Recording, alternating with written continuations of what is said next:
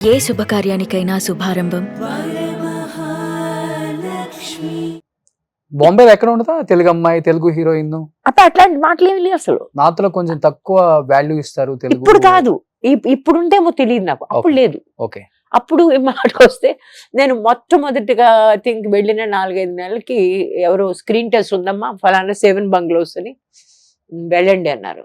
వెళ్ళాను, screen test అయింది. ఏదో చీర, అమ్మ చీరలు 2-3 ఉండేవి నా దగ్గర, ఓ చీర కట్టేసుకుని వెళ్ళిపోయి స్క్రీన్ టెస్ట్ చేసి వచ్చాను. ఆ screen test was approved. Punjabi సినిమాలో హీరోయిన్ కింద ఎటు వచ్చి పంజాబీ అట్లా మాట్లాడేది, నేను చేయను బాబోయ్ అని పారిపోయాను. ఈ రకంగా I didn't have any rejection problems of any kind. Okay. Roles దొరుకుతూనే ఉన్నాయి, but I wanted to wait for that good role. So కేవలం దీని వల్ల స్టార్ హీరోయిన్ అవ్వాల్సిన రామేశ్వరి గారు తెలుగులో అప్పుడు కాదు, కంప్లీట్ గా ఉన్న పెద్ద ప్రొడ్యూసర్స్, డైరెక్టర్స్ వల్ల తొక్కేయబడ్డారని చెప్పొచ్చు. ఏమో మరి కారణం తెలియదు నాకు. I don't know. నేను అనవసరంగా దానికి ఒక కారణం చెప్పి దీనివల్లే జరిగిందా, one of the reason, it could be one of the reasons. అదే కాకుండా బహుశా వాళ్ళ పద్ధతిలో నేను హీరోయిన్ గా లేనేమో. వాళ్ళకి ఒక మోల్డ్ ఉంటుంది కదా, ఇట్లాగా ఈ రకంగా ఉండాలి, ఈ రకంగా బట్టలు వేసుకోవాలి, ఈ రకంగా తిరగాలి, ఈ రకంగా మాట్లాడాలి, ఈ రకంగా అలా పువ్వులు పెట్టుకుని మా సీతా మహాలక్ష్మిలో హీరోయిన్ గా చూపించినప్పుడు చూసారా ఒక గెటప్, ఆ గెటప్ లో దొరకాలేమో బహుశా. నాకు అక్కడ కూడా నాకు తిట్లు పడేవి మా డైరెక్టర్ తోటి, because I was always in a pair of jeans and shirt, cotton shirt always. నేను సినిమా చూడడానికి వెళ్ళాను, నేను మా boy friend who is my husband now, fiddler on the roof. Ticket లేవన్నారు. సరే బయట ఈరోజు థియేటర్ అనుకుంటా, ఎదురుకుండా మెట్ల మీద కూర్చొని ఆలోచిస్తున్నాం ఏంటి వెనక్కి వెళ్ళిపోదామా, ఏం చేద్దామని. ఈ లోపల మా డైరెక్టర్ గారు వచ్చారు, మమ్మల్ని చూశారు. చూసి ఈ వాజ్ షాక్డ్.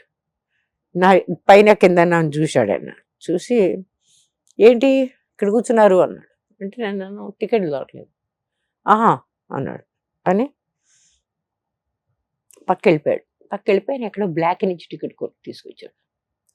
తీసుకొచ్చి మా చేతిలో పెట్టి రేపు నువ్వు ఆఫీస్కి రా అన్నాడు. ఓకే, శుభ్రంగా సినిమా చూసాం, ఇంటికి వెళ్ళిపోయాం. ఆ తర్వాత ఏమో రేపు ఆఫీస్కి వెళ్ళాను. ఆఫీస్లో తెగ తిట్లు నాకు.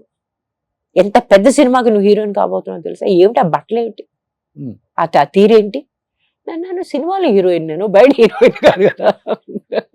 నేను ఎలా ఉంటాను అలాగే ఉంటాను. I'm just a normal person, so I'm going to be like a normal person. అంటే తెగ తిట్టాడు. వాళ్ళు చీర కట్టుకోవడం కూడా చేతొచ్చా అన్నాడు. అంటే చాలా బాగా చేతవచ్చు నాకు. అంటే అఫ్ కోర్స్ పెద్దానికి నువ్వు మాటలు బాగా మాట్లాడుతావు. సో ఆయన అన్నాడు, నీకు మధుబాల తెలుసా అన్నాడు. పెద్ద actor sir, what a beauty. Geeta Bali తెలుసా, షర్మిలా ఠాగూర్ తెలుసా, అందరి గురించి అందరూ తెలుసు. ఆవిడ కళ్ళు ఎలా ఉపయోగిస్తుంది, ఆవిడ ఇలాగే ఎలా పాడుతుంటే ఎలా ఉంటుంది, ఆవిడ అలా ఫలానా ఎలా చేస్తుంది, అవన్నీ నాకు ఈ గుణాలన్నీ కూడా నీలో కల్పించాలి. నేను కూర్చుందని లేచి నుంచున్నా. Sir I don't think I can do it. I think you should, మీరు వెతుక్కోండి, ఇలా ఇవన్నీ ఉన్న గుణాలు ఉన్న ఒక హీరోయిన్ని మీరు వెతుక్కోండి, రాజ్బాబుకి చెప్పేయండి, I won't be able to get this, sorry అని లేచి ఆడిపోతుంటాను. ఆయనకి ఎంత పిచ్చ కోపం వచ్చిందో నన్ను వీడైతే ఆయన నొక్కేద్దాం చూశాడు అనమాట. స్టాప్ ఇట్, వచ్చి కూర్చో తిట్టాడు. ఏంటి అసలు నీకు గర్వమా? I said I'm a realist. Okay.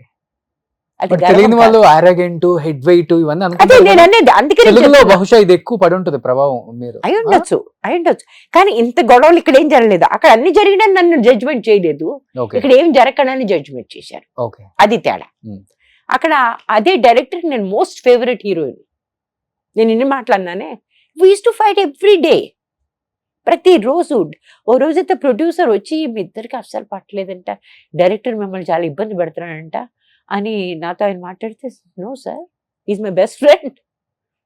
ఆయనతో ప్రపంచంలో అర్థమైన వస్తువులు ఆయనతో మాట్లాడగలను, because they were evolved persons. ఆయనకి తెలియని ఇది లేదు, వస్తువు లేదు. ఎలాంటి సినిమాలు తీశాడు ఆయన. ఆమ్రపాలి, ప్రొఫెసర్, సూపర్ అంటే సూపర్ సక్సెస్, ప్రిన్స్. ఆయనకి తెలియదు. ఒకరోజు ఒక గ్లాసు కావాలి, నేను ఒక గ్లాసులో మా మామగారి, కాబోయే మామగారికి, తాతగారికి జ్యూస్ ఇవ్వాలి. ఆ జ్యూస్ వాళ్ళు ప్రొడక్షన్ వాళ్ళు ఇంత కర్టన్స్, ఎంత పెద్ద ఆప్యులెంట్ హౌస్. దానిలో వాళ్ళు గ్లాస్ తీసుకొచ్చి ఏదో గ్లాస్ తీసుకొచ్చి పెట్టారు. అన్నాడు ఈ ఇంట్లో ఈ గ్లాస్ అసలు ఉండకూడదు, తీసి పడేయమన్నాడు. మంచి గ్లాస్ తీసుకున్నాం. ప్రొడక్షన్ వాళ్ళకి ఆ మంచి గ్లాస్ ఏమిటో అర్థం కాలేదు. షూటింగ్ అయిపోయింది, ఆయన వాళ్ళ ఇంటికి పంపించాడు ఒక మనిషిని. ఆ ఫలానా అల్మారిలో 2-3 రకాల గ్లాసులు ఉన్నాయి, 2-3 రకాలు తీసుకురండి, ఏది మ్యాచ్ అవుతుందో అది మనం ఉపయోగిస్తాం. ఓకే. అంటే ప్రాపర్ లెడ్ క్రిస్టల్ చూడ్డానికి అది ఎట్లా సాలిడ్ గ్లాస్ ఉంటుంది చూసారు. గొప్ప వాళ్ళల్లో ఒక 1000 రూపాయల గ్లాసులో నీళ్లు అవుతారు. అవును, అది మనకు అర్థం కావాలి. అది గొప్ప వాళ్ళకే తెలుస్తుంది, మనకు తెలియదు అది. కానీ ఇలాంటి చిన్న చిన్న విషయాలు కూడా ఆయన అంత కేర్ఫుల్ గా ఉండేవాడు. So I learn so much from him. Okay.